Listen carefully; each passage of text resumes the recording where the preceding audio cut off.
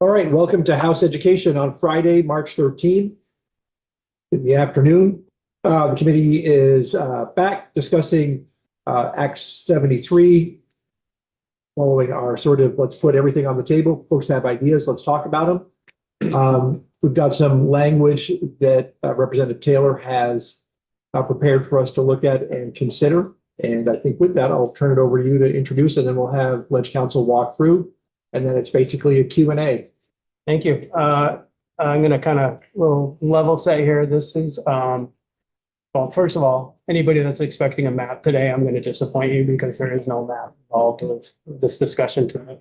Really what I'm trying to do is I'm trying to focus on the policy and trying to move the conversation forward. We've been hung up on kind of an SD-SU conversation for quite some time. Really, you know, the SD arguably seems more efficient. SU really protects some of the historical school and attendance patterns that have been in place for years here in Vermont. So what I'm attempting to do with this language is I'm attempting to work within Act 73, the parameters of Act 73, and allow those 18 schools that are still able to accept public tuition within the boundaries of Act 73 to continue to be able to do that within the structure of a district level. So that's what this language is going to attempt to do. This is a very kind of friendly language. I'm not attempting to, this doesn't attempt to add more tuitioning. It doesn't attempt to add it more independent schools. It absolutely is just an attempt to continue to allow the towns, the 90 towns that currently use independent schools to continue to do that. I won't guarantee I will have all the answers. There's a lot of different scenarios that come into play when we start talking about education, and especially the patterns of education and you know, how we supply education to the students of Vermont. But I'm hoping this language will get us past the SD-SU roadblock that we've been facing. So you know, with that being said, Beth, I guess what I really like to do as well is kind of ground everybody in 16 VSA 1, or have Beth ground everybody a little bit in 16 VSA 1. It really speaks to kind of the way Vermont has thought about education you know, and solidified it in statute. About 16 BSA 1, huh? Absolutely, right out of the back pocket. Good afternoon, Beth St. James, Office of Legislative Counsel.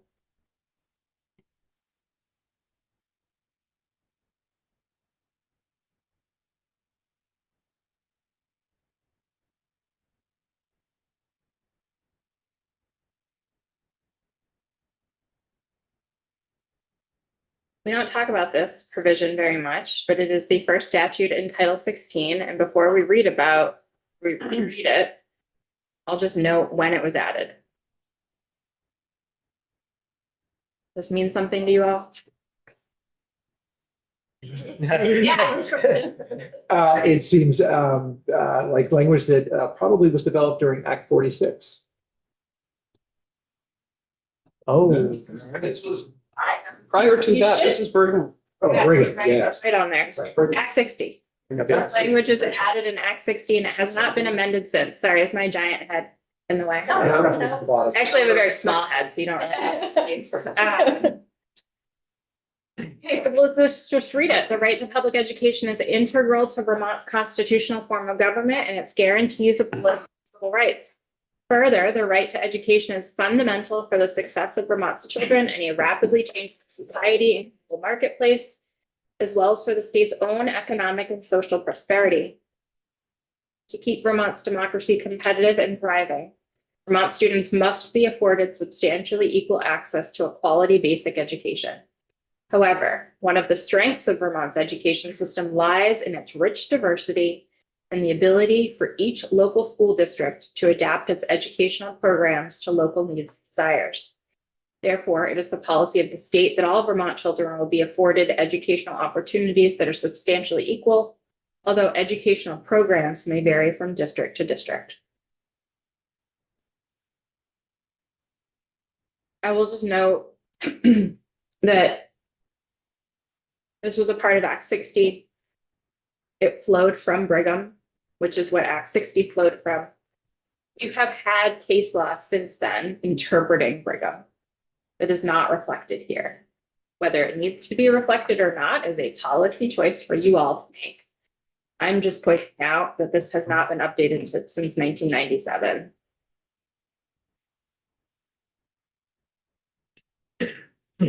I mean, Yeah, you go right into the language. I think we just need to start the discussion and go from there. So we're gonna look at what is draft 1.3. Actually, I think it would be most helpful too if we kind of just went through everything instead of stopping per section. If we just did a full walkthrough first and then maybe go back questions, because some of your questions might be answered in later parts. I just want to note that there are a number of outstanding policy decisions in this document, and I will be unable to help you with those today. Thank you for pointing that out. There's definitely a lot of decision left on the table. I'm hoping our committee can coalesce and move this forward. So section A is adding a section to the school board's chapter, nestled right in with things like school board roles and responsibilities, electorate roles and responsibilities, school branding, your cell phone policy, etc. So the first section, so section 564 is enrollment and attendance zone policy. It starts with some definitions. Attendance zone means the geographic boundaries within the district that, I should also say that my understanding is that this language was really developed for a future state. And so there are going to be places where there's either awkward language or unclear language because there's no new school districts to refer to yet. Yes. So attendance zone means the geographic boundaries within the district that matches a student's residence to a school or schools for the student's grade band. Public school shall have the same meaning as subdivision 11.7 of this title. Approved independent school means an approved independent school that is eligible to receive public tuition pursuant to section 828 of this title. And then we get to the policy section. So on or before July 1st, 2027, each school board shall develop and ensure the implementation of and make available in the manner described under subdivision 563(1) of this chapter, a school enrollment and attendance zone policy according to the provisions of this section to ensure each resident student is afforded a free, appropriate public education that is substantially equal in quality and opportunity by determining a default school within the district for each student to attend. The policy shall align to attendance patterns as they exist on July 1, 2026. Is that date right? That is going to be a decision point because I thought the same thing that might need to be 2027 at this point. Including established patterns of attendance at approved independent schools and established patterns of attendance at public schools located in other states. Resident students who reside in a member town of a school district that do not operate a school for some or all grades on July 1, 2027. This is where it gets really awkward because what this is my understanding is that what this is trying to say is that if you lived in a school district prior to any mergers that did not operate, that's who we're talking about here, but we don't have any maps to look at or boundaries to look at, so I've done my best. So resident students who reside in a member town of a school district that did not operate a school for some or all grades on July 1, 2027 shall not be assigned to a default public school operated by the district in the applicable non-operating grade band. So if the student lived in a school district that did not operate grades that operated grades K through 8, but did not operate grades 9 through 12, then they could be assigned to a default public school in K through 8. But that non-operating grade band, this language would say you cannot assign those students to a public school operated by the district. The policy shall provide a process for such students to apply to any public or approved independent school. The enrollment and attendance zone policy shall be reviewed and updated every 5 years. And then section B is adding another section to the school board chapter in Title 16, section 565, school choice policy. Definitions: magnet school means a specialized program that meets baseline quality requirements and also provides in-depth learning in a subject area or emphasizes certain skills or experiences such as STEAM and arts education. A magnet school may be established by a school district designating a public school operated by the district as a magnet school or by an approved independent school that chooses to reclassify as a magnet school.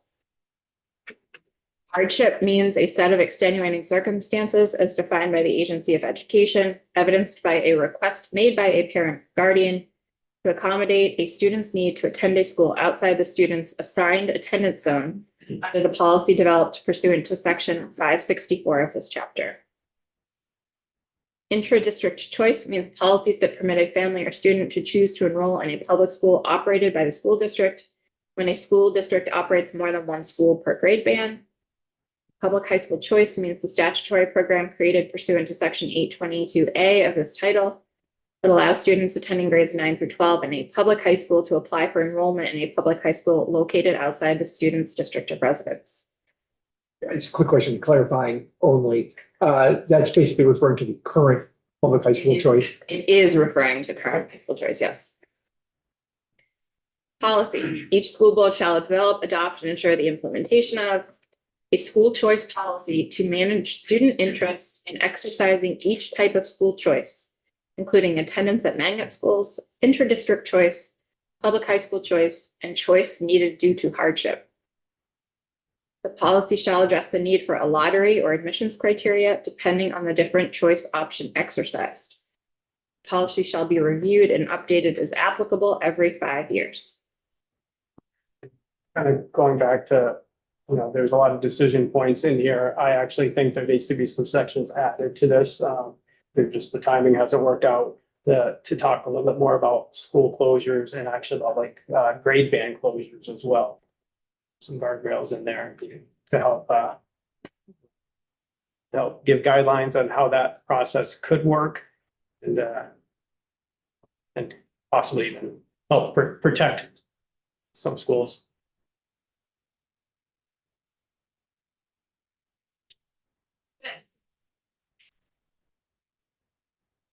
All right. So I'm just sort of thinking about all the different scenarios that we have in this state. So let's take Leland's area, Grand Isle. I think I'm going to ask a question. It's awkward because we don't have the district. Okay. All right. Well, let me do it for instance then. Let's say Grand Isle was combined with Colchester, Milton, and created one big school district. When it comes to going to high school, they currently have choice. I think they only have public schools as options. Well, they don't. They can go anywhere they want because they want to travel. But realistically, and many of them, well, there's not that many kids anyway. Some may currently have an option or use an option outside of the district that I just created in my head. Would they still have that option? Or would it remain within the district? So under this language, as it currently stands, and my understanding of the intent of this language, let's say you have made that decision, you have created there's either been a voluntarily created new school district as you described, or you all have created that school district. Subdivision 2 here would say something like resident students who resided in a member town of a school district that existed on such and such a date and did not operate grades whatever, shall not assign students located in those geographic areas to a public school within the district. And then you would pick up that next line on line 6 that says the policy shall provide a process for students to apply to any public or approved independent school. So yes. And I totally realize that this is a hard concept to look at, like Beth said, about without having a map in front of us with district lines. The intent would be to, people that go to, in Milton District, students that go to Milton District right now, their attendance zone would be Milton District. Students that go to Colchester, their attendance zone would be Colchester. Allowing still that historical attendance patterns of South Hero. And then you have to start taking into account, there's a lot of students from South Hero that attend South Berlin. Right? So. So another, for instance, let's say we create a district that is large enough to contain a high school and one or two independent schools. Attendance zones would continue. Right? So I get all that. But the district would have the ability, if they wanted, the board could create a intra-district choice program. They don't have to, but they could. I mean, it says, I think we say they have to have a policy, but that policy could be, you stick to your attendance zones, right? So, but they could have one. Yes. Yeah. So, I mean, just as if Addison County were to become a district, you could have an intra-district choice and kids could go to one of the 3 high schools if we were still operating. Can I ask a clarifying question on that? Does an intra-district choice have to be public schools though? Could you create an intra-district choice with a combination of independent and public high schools, as you just suggested?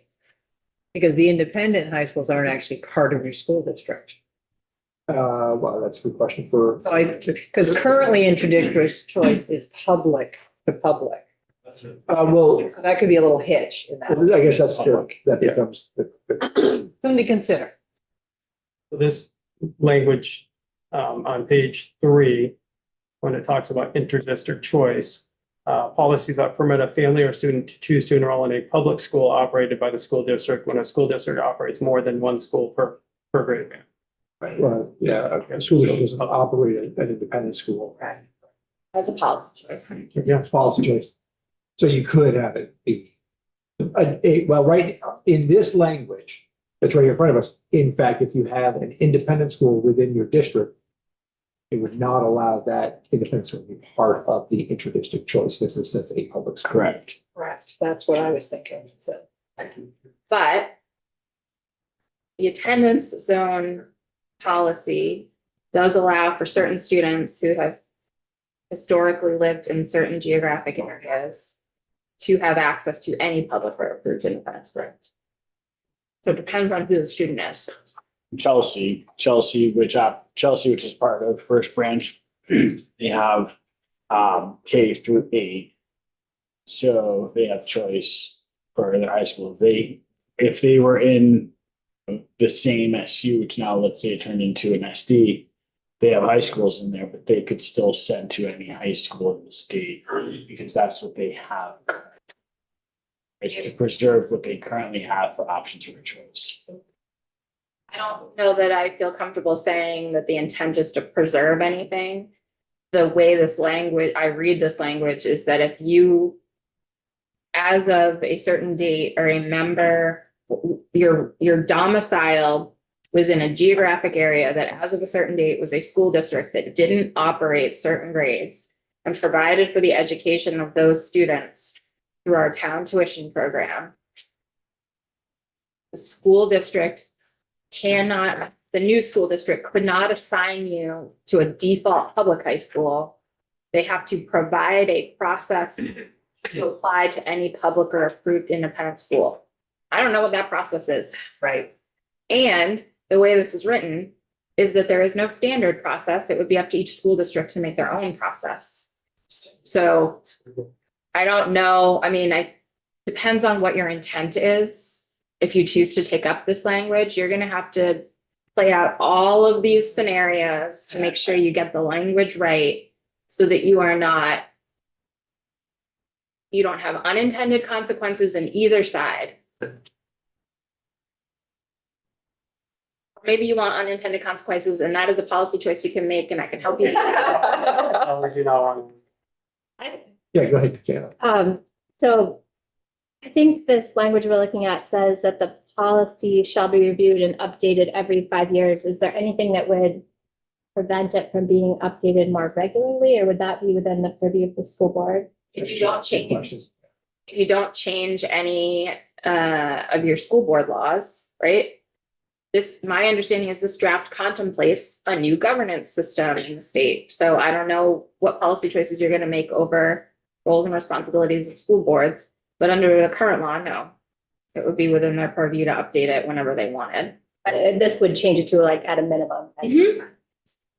And you could add that at a minimum if you wanted to. I would say if the intent behind this language was to restrict it from being updated, not more than once every 5 years, then you would want to make that, you would want to add that language. I don't think that that is what this does. Representative Brady. So, remind me, the magnet school is a definition that exists currently, or this is new? I'm only asking. This is brand new. It's the only place it exists in the whole wide world. Definition. Yes. Magnet school? Doesn't exist in Vermont statute. In Well, no, Vermont. this definition is this is the only place that this definition lives. The concept of a magnet school is very much alive, and there are some school districts that use that concept In Here in Vermont. Vermont. in Vermont. Yeah, yes. there's like 3 of them in Burlington. Yes. Yeah. But this definition, Got it. It's different, that's important. well, I don't know if it's different, Right. but I wrote it and I didn't write the one in Burlington, so. So you can compare it to. Probably do. I guess I have another question too. I'm sorry, were you done? Go ahead. No.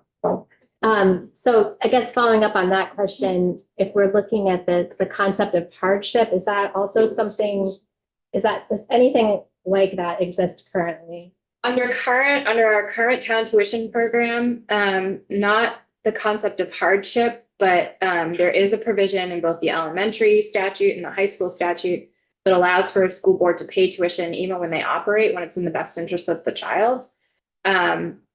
Best interest of the child is wide open. So I would say that is, and there are some other provisions for like state place students experiencing homelessness, et cetera, when it comes to where your residence is. So the exact phrase hardship, I don't think is used in Title 16. There are circumstances that allow for exceptions to what we think of where you live is where you go, and if you tuition. But this concept, I think is new. I think that, understanding that the extenuating circumstances is a very broad range, looking for the agency of education to kind of define that for the schools themselves. When I think about this, obviously, right to HHB, bullying, harassment, the student can't be at that school anymore due to those circumstances. They should have a process to be able to go to a school where they can access their learning. Currently, correct, that if you are a school district operating multiple schools, the same grades in multiple schools, a district may move a child from one school to the other because attendance zones aren't a thing. And it's- Are or are not? Are not. Well, I think that varies from school district to school district. sorry, it's just not a term that, because Look, can I ask you then, I'll ask you.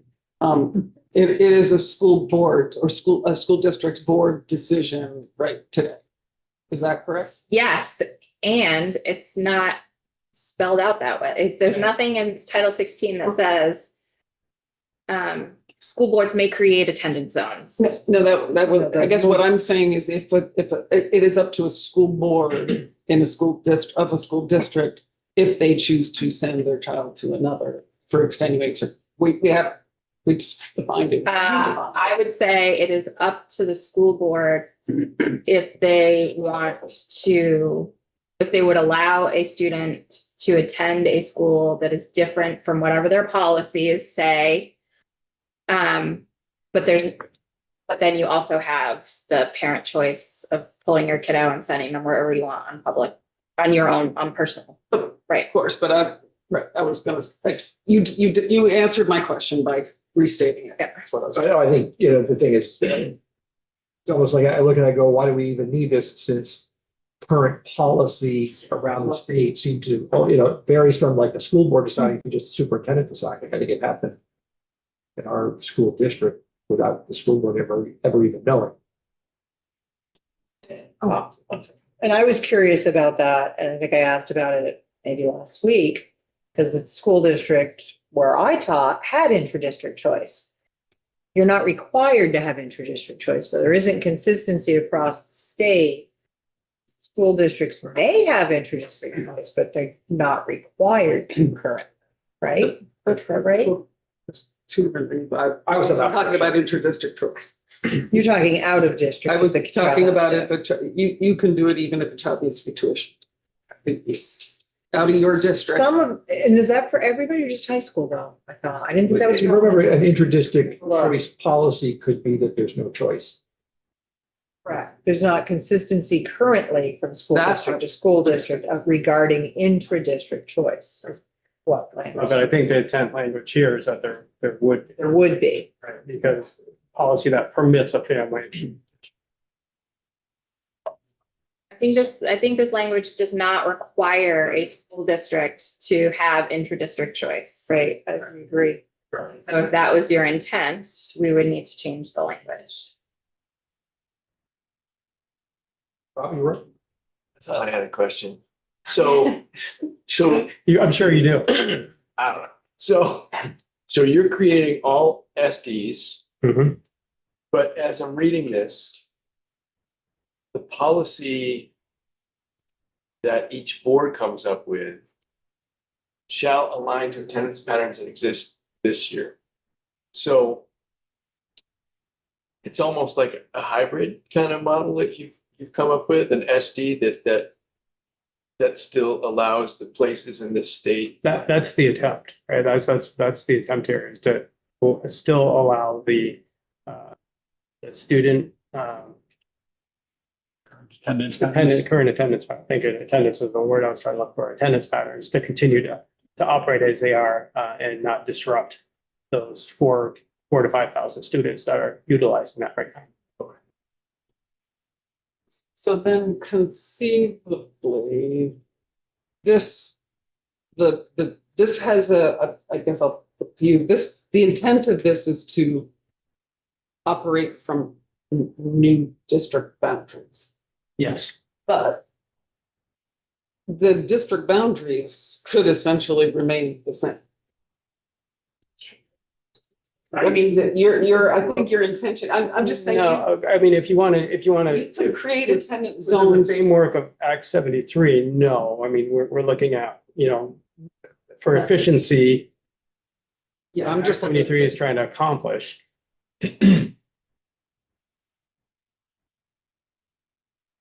I totally understand your intent, but I'm not questioning that. But I'm saying. You're this wondering if this gets language, there. As it's written today, could actually mean that there are no significant changes to our district boundaries. This is intended to act with Act 73. It's not intended to be a standalone. He had So said earlier, it's a future state. Again, I understand that your intent. I'm just talking about the language. I think the language may need some changes. I'm only. correct. And it might need some language in there to insert it into Act 73 in a way that functions. Which again, would be a decision point here on how that would operate and be put in there.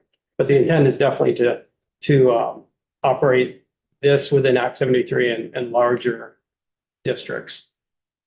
Ideally, we can make districts that would align with historical attendance patterns, 99% right there. I mean, and that would be an ideal situation. I'm not sure if we can. All right, although this might give some nimbleness to local boards, their communities and their geography. You know, and not spelled out in here too. Just some thought processes that I've been happening is, you know, within each attendance zone, having advisory boards still within that attendance zone to kind of keep that local impact a little bit more. That also could be a decision point. Great. So I'm trying to understand conceptually, so if it's a future state with school districts, you have one district board, right? You don't have Correct. then school board, like you No, don't have, no, you have no. one board. So then you have a board that might be, depending on the attendance zone patterns that are Mhm. in their district, they might be overseeing public schools and independent schools in two different sets of rules. I don't know if they'd be overseeing. I think it would be an advisory board to, you know, to work within the larger school district board.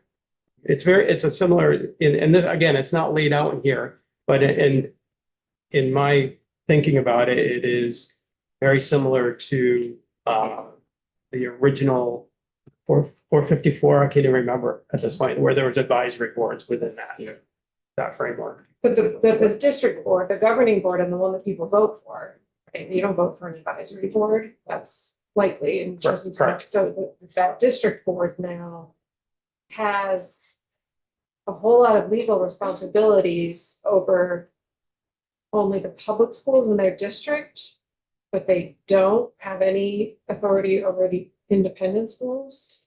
Well, that they don't now, and they wouldn't have in a designation model. They wouldn't have in a contract. Maybe you can ask it better. I'm trying to like. Well, no, not to totally jump Yeah. in, so feel free to take this back. I think there is a difference in what we're seeing here versus what Chair Conlon introduced, because Big difference. sorry, yeah, but no, I mean specifically around the sort of access to approved independent schools. The theory behind designation or contracting definitely builds in some degree of oversight over what that relationship looks like, and that is, it appears to be absent here, I think is what. And maybe Beth would. I would say, so I think what you're trying to do, Chris, is one, maintain the idea of districts. One of the big concerns with districts for some people was that under my proposal, it eliminated choice.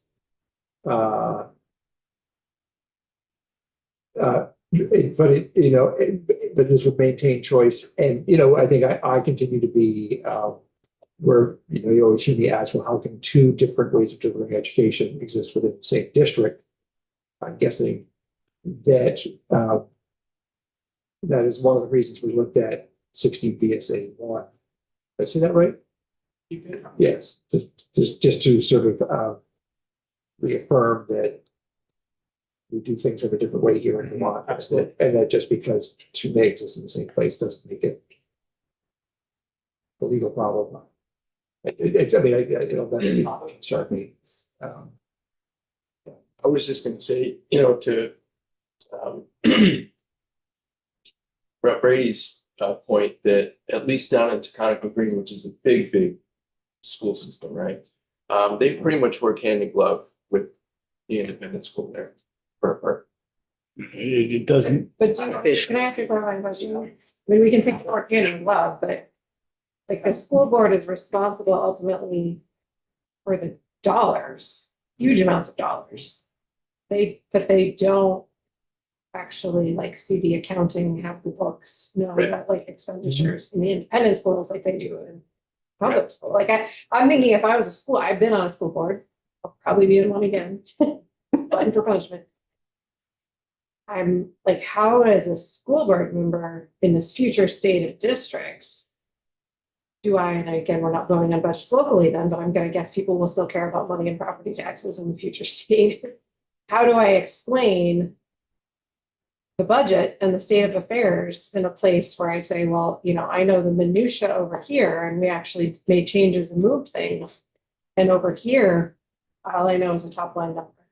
I can't change or maneuver things based Doesn't that around happen now? needs. I'd like to speak to that. Isn't that true even whether it's an independent school or not? Because a lot of our public high schools in my area receive tuition dollars because of choice.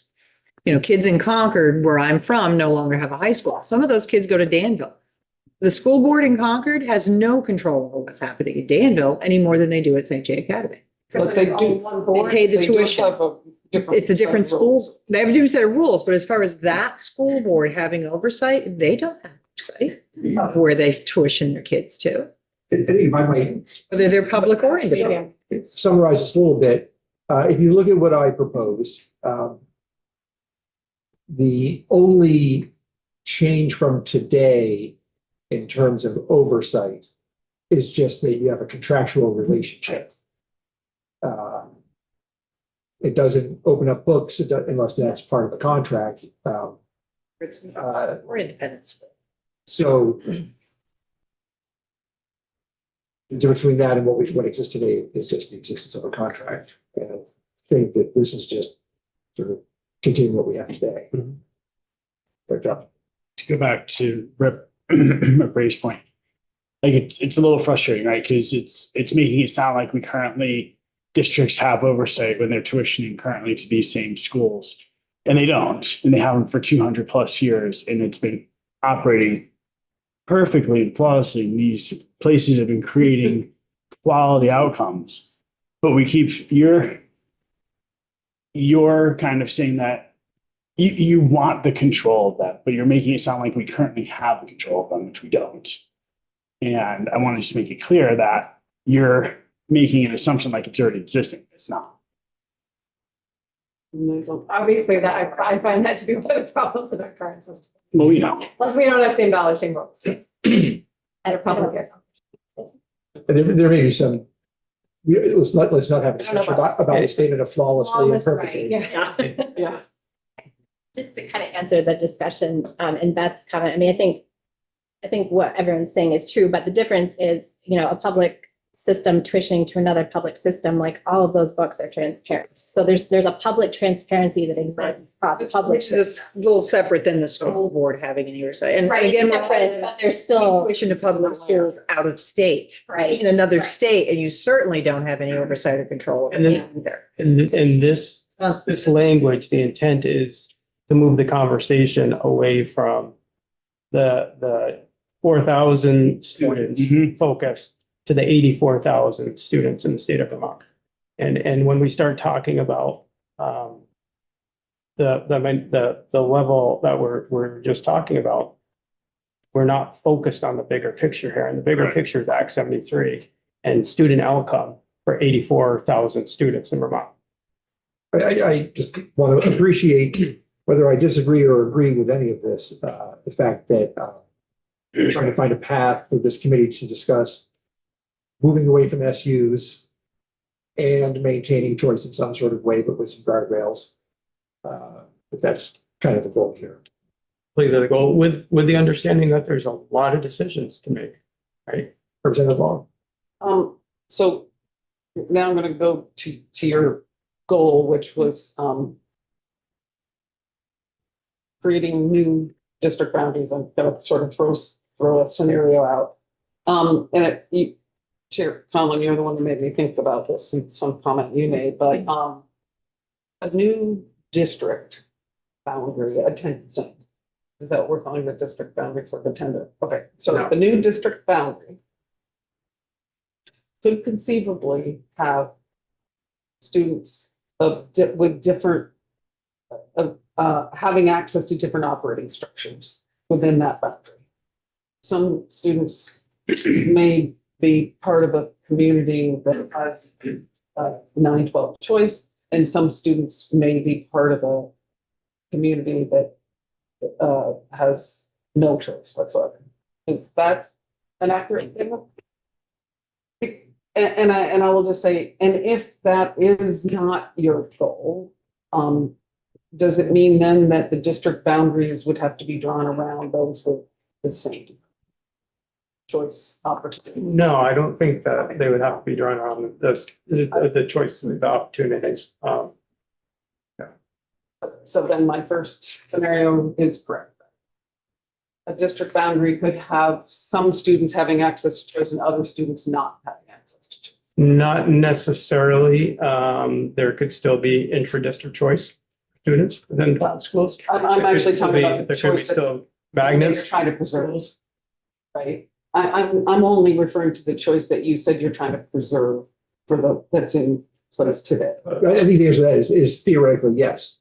That's all I want. I You mean, could, but you could have, if the district choice policy is we're not making any changes. in that's what I'm trying to How it operates currently. think. Unless we require intra-district, Right. which I'm open for. Completely agree. Yes. So that's an expansion. I don't know if there's any way to talk about this without maps, so this is maybe, but I'm Public also. school. To try and have something. I'm trying to get a sense of where if another one of our goals is efficiency, and I think one of our common interests is regional middle and high schools. Are we locking in things in ways that will run counter to that goal? Like, will this encumber the opportunity to have some more regional middle and high schools if we kind of preserved everything, and I guess I'm assuming that's a rhetorical question. I don't for us to know. think about. yeah, I guess that's where the map matters, but you know, I'm not saying that to say like the academies, but in my mind, those are also the regional middle and high schools, but there are other parts of our state and other schools and other like things at play in places that I worry we sort of freeze time while we continue to lose students and we have a goal of more kids under fewer roofs. We sort of are working at cross purposes. Yeah, just kind of extremely off the cuff. I would just kind of say that I don't think us having regional high schools is tied to the number of students that are actually utilizing independent schools right now. I don't think that amount of students is going to prohibit us or prohibit us from doing a regional high school. If those students continue to on their attendance pattern that they're on now. I guess to me, it depends like on the map and in the areas, because I know we had some of this goes back to another session. So this committee doesn't all have the background, but we have places in the state where students are driving past one or more schools. That's no To matter, go to the. no matter this language right here, that's where we are right now anyways. We don't know even within a map that we're looking at districts right now. We have no idea where regional high school would go. Me just trying to think through with the language in here and comprehensive regional high schools. When put into the magnet school definition, what a magnet school is, that to me is a, what we hope for the best out of a regional comprehensive school. Very specialized. Yeah. Was it specialized or because I thought it was like STEAM and arts and stuff like that?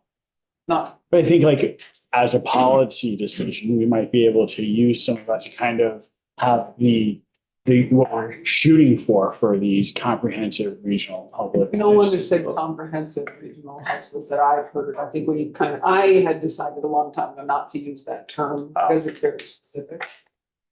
Well, I mean, But just regional middle and high schools was what I have been advocating for many. why wouldn't you want them to have that? They certainly want them to have. And I would say, I'm not saying you don't. I think, you go ahead first. just to add to that, there is the provision within this language that, has us review this every 5 years. Sorry. Could I just ask why magnet schools were brought up in this altogether? I mean, I think I know why, because you're gonna have an intra-district choice thing and you've established a magnet school already. But So I think that, well, to me, it does a couple things. I think it helps possibly protect some of the smaller schools. As we are looking forward, if the smaller school become a magnet school, that could drive attendance patterns to that school, protect that school. And we're also looking at opportunity for all students. I think statutorily, I assume the reason is, that let's say you've got District A, and District A includes big high school and outside of it, little high school. And now they're operated by the same school board. And that school board decides to make a little high school a STEM-focused magnet school, whatever they want to call it, we don't say magnet school, but that's to give it a definition, then I would imagine. So that if you're having an intra-district choice policy, I'm still not sure if we get that. You can create a magnet school right now if you want. Okay, I just need to think about that a little further.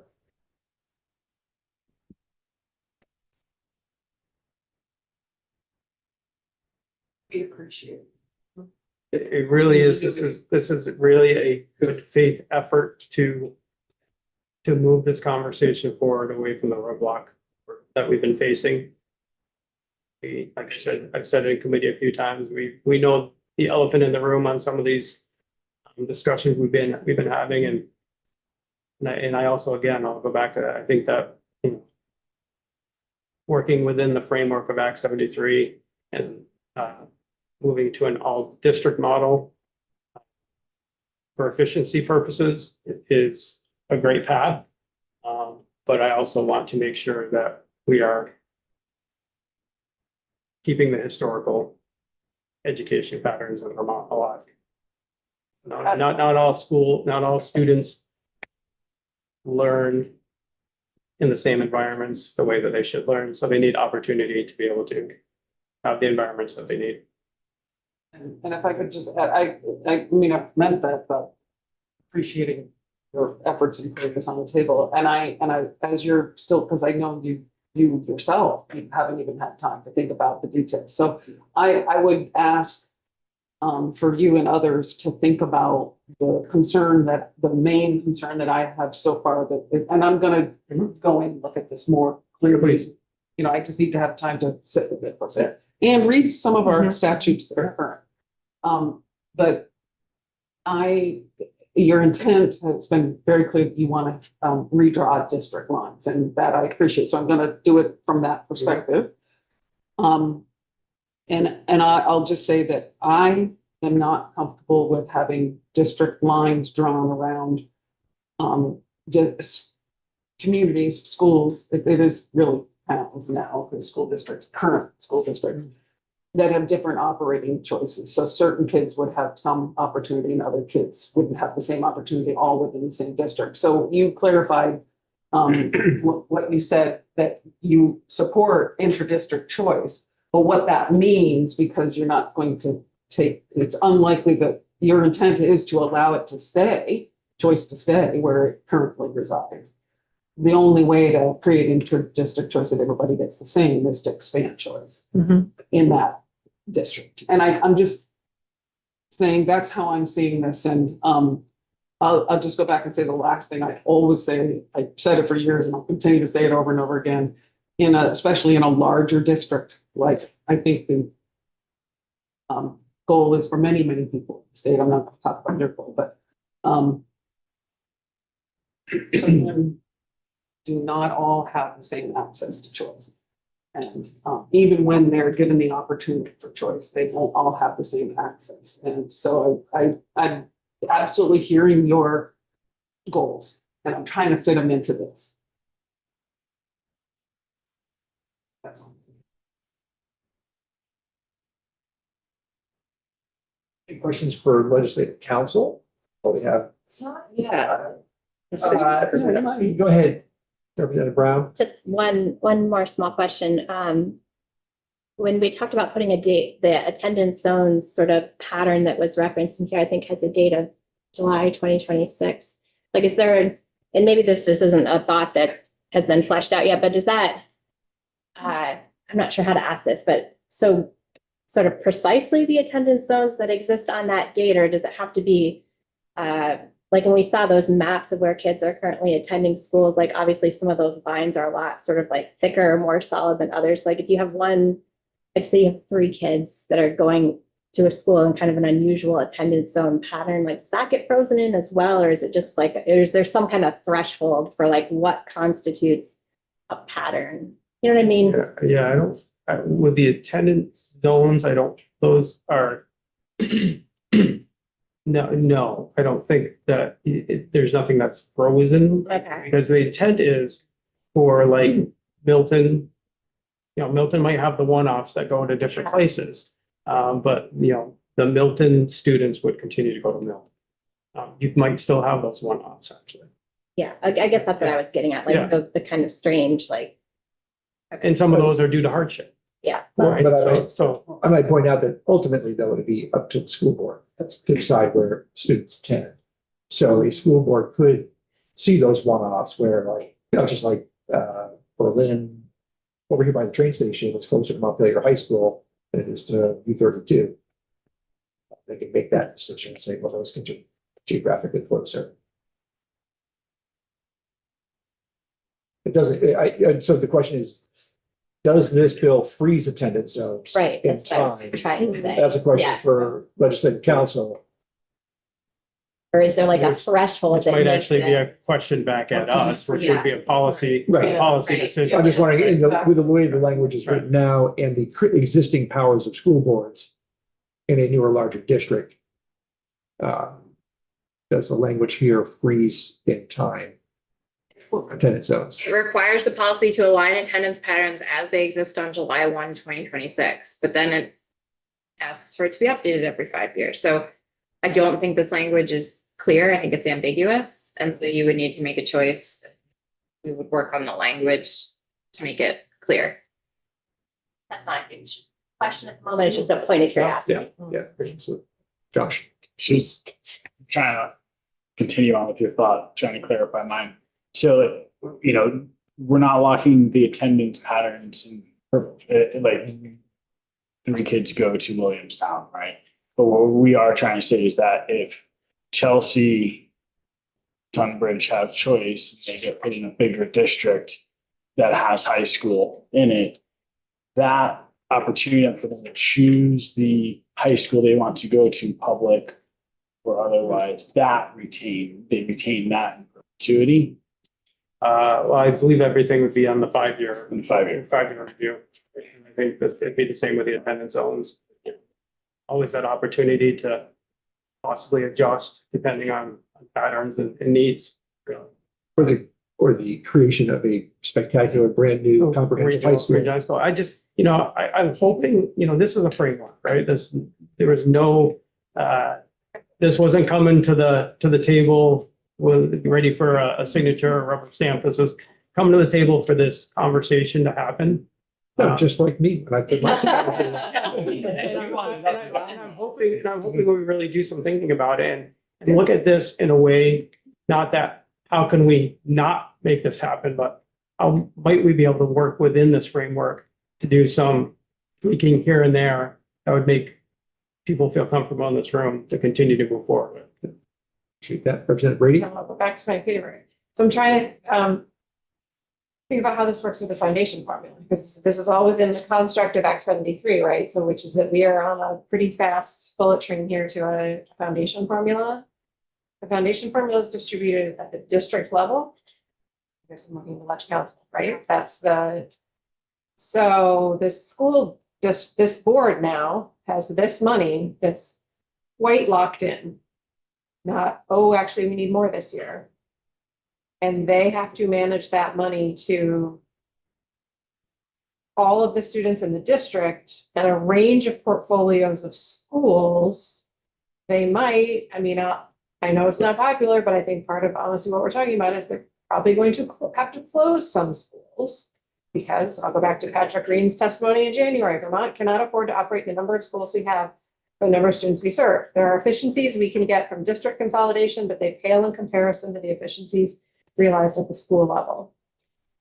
So I'm trying to figure out then what are the ways that board can and cannot maneuver.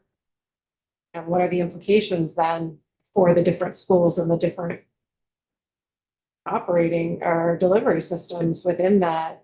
Like a board can close a public school in their district, but presumably not an independent school. So I'm pretty lost on how this would work with a foundation formula that's set at the district level. I would just say, it just helps it all, I'm not sure it does, that foundation formula, the money follows the student. Right. Uh, That's what I was gonna say. And then, but what you're saying is Well- that then remove, If money follows the student, but we're not giving kids a our foundation form is not a voucher system. We're not giving families a check for 1533 and No. saying, here, go wherever you Right. want. We're saying this is the amount, Mhm. district, you get it, you manage to the money. So actually, I think that's quite different. well, no, oh, but no, it's I'm sorry. based up, but it's based on the student, Yes. right? Yes, So- but ultimately, Numbers, Yeah. the school district gets that money. I- And that's it. That's I- what they have to work within to operate all those schools. I was speaking of, tuition. Right. That under Act 73. Oh, variable rates. Right. Oh, Right. no, but still, they Well, are. under Act 73, There's, independent school has to accept Yep, the the money money. that follows the student. Right. yeah, it has to. But I see what you're saying. But- It's a lump sum amount of dollars it's managed to. fine. If your new district has maybe, again, this is something I know we don't all agree on, has maybe too many small schools in it. To continue to be viable, all those schools to continue to be viable, to even function with the foundation formula amount. Then what does the board do? What can they do?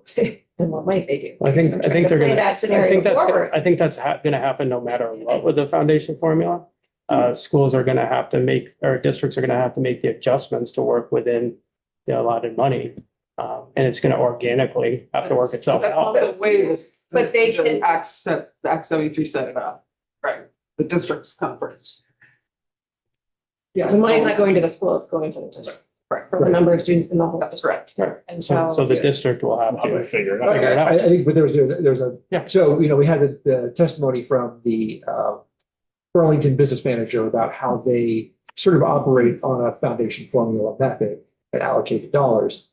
I think the, part that probably folks aren't troubling with is that, you don't really, the money that would go to an independent school is gone. It doesn't get, it's that lump sum of dollars you can't play with. Whereas the other lump sum, you can allocate money to this school or that school, public school within the district, as the board and advisory groups see fit. So I think that's kind of one of the sticking points here. I was just saying that the same thing under my scenario as well. I would say it's also the same thing whether they're paying tuition to an independent school or a public school. Mhm. Because they gotta pay that tuition payment off the top and they can't play with that money. Yeah. If we Yeah. tuition our kids, You are correct. You To can close Danville, the you public can't do anything school, with but it. You wouldn't be able to close an independent school. no, but the money following the kid and them having to Yeah. accept it and not being able to play with the money is true no matter where you tuition at. If you're sending a bunch of kids to Tuition's out tuition. of state, because that's where the public school is, right, that might also. And I saw it happen even this- where I taught. You had to pay that tuition bill to Lake Region off the top. You had no control over that part of your budget.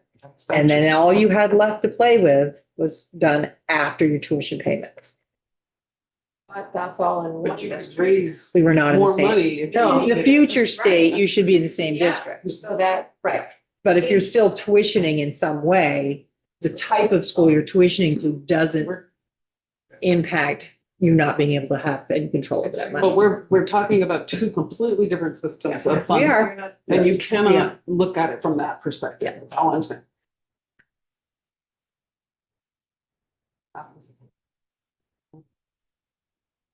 Thank you, lots to think Yeah. about. Really do appreciate the efforts here. Very much. I hope we all come up with some more questions or thoughts. Yeah. So we will close then, but just say, so next week, floor is gonna be long. Yeah. Most times. We don't have anything on the agenda, but addressing these things. I'm sure that that's not the only bit we're gonna be looking at. So Just gotta be ready to focus and work. Are we gonna have floor dispensations? If we need to not be on the floor, we absolutely have floor dispensation. To never be on the floor again. Yeah. I think only when those bells go off. It's fine to me. I'm happy to run in like an approach. I'm ready. I mean, it was Peter's fault that. Oh, it was many, there were many. All right, good. Well, we'll stop here. Okay. Look forward to seeing everybody back here on Tuesday. Tuesday. If we're not on the floor